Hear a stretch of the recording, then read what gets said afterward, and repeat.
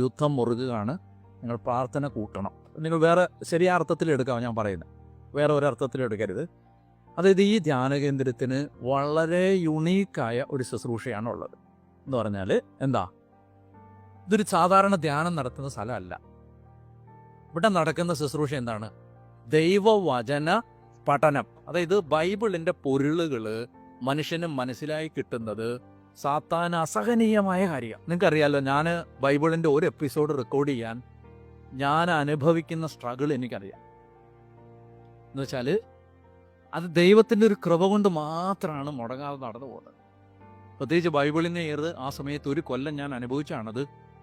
അത് എങ്ങനെയെങ്കിലും പൂട്ടാൻ നാനാവിധത്തിലാണ്. അതായത് നമ്മൾ എല്ലാം ശരിയായിട്ട് നമ്മളൊന്ന് സന്തോഷത്തോടെ റെക്കോർഡ് ചെയ്യാനിരിക്കുമ്പോൾ മൈക്കടിച്ചു പോകും, അല്ലെങ്കിൽ റെക്കോർഡ് ചെയ്യുന്ന ഉപകരണങ്ങൾ വർക്ക് ചെയ്തില്ല, സോഫ്റ്റ്വെയർ വർക്ക് ചെയ്ത്.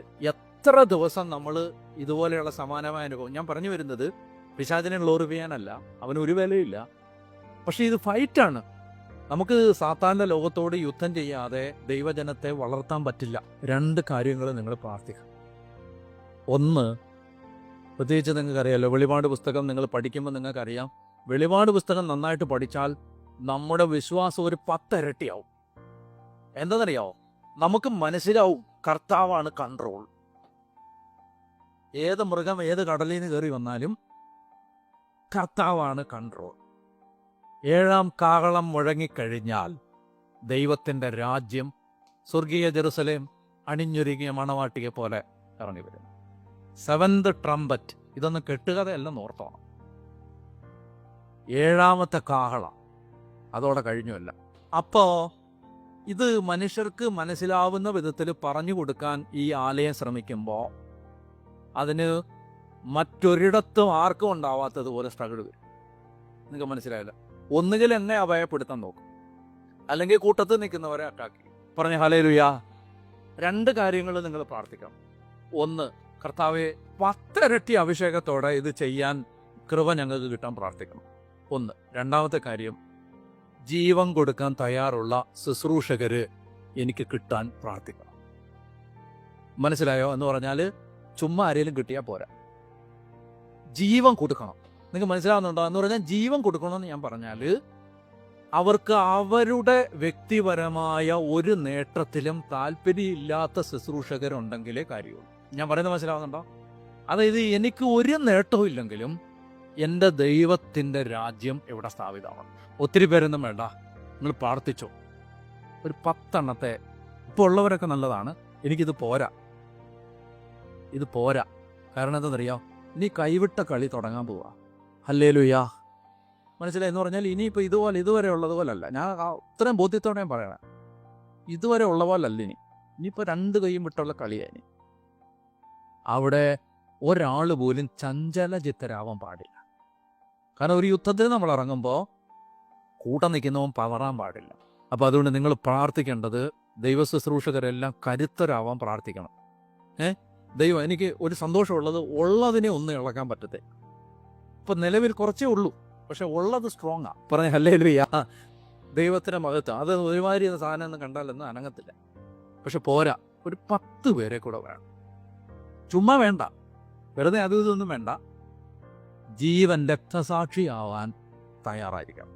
അല്ലാതെ ചുമ്മാ അത് ചപ്പും ചവറിനും വേണ്ടി കിടന്ന് വഴക്കടിക്കുന്ന ഒരു 100 എണ്ണം കൂടെ നിന്നിട്ട് ഒരു കാര്യമില്ല. മനസ്സിലായോ? അങ്ങനെയുള്ളതിനെ കണ്ടാൽ ആ പഞ്ചായത്തിലെ നമ്മൾ അടുപ്പിക്കുന്നില്ല. ഒപ്പോ അത് അങ്ങനെയുള്ളവരോട് ഒരു സമ്പർക്കമില്ല. ചുമ്മാ വെറുതെ ആവശ്യമില്ലാത്ത കാര്യത്തിന് വേണ്ടി വഴക്കും ഉണ്ടാക്കി അതിനെ നമുക്ക് കാണുക പോലും വേണ്ട. നമുക്ക് വേണ്ടത് ആരെയാണെന്നറിയോ? സ്തേഫാനോസിനെ പോലെ ജീവൻ കൊടുക്കാൻ തയ്യാറുള്ള മനുഷ്യർ വേണം. ഞാൻ നിങ്ങളുടെ മുമ്പിൽ ഒരു പ്രാർത്ഥന വെക്കുകയാണ്. നിങ്ങൾ പ്രാർത്ഥിക്കണം. എന്താ? രക്തസാക്ഷികളാവാൻ മനസ്സുള്ള ഒരു 10 എണ്ണത്തെ ദൈവമേ ഡാനിയേലച്ചന് കൊടുക്കണേ. അപ്പോൾ അവർ 10 മരിച്ച് ഞാൻ ജീവിക്കാമെന്നല്ല ഞാൻ പറയണേ, ഞാൻ മരിക്കാൻ റെഡിയായിട്ട് നിൽക്കുകയാണ്.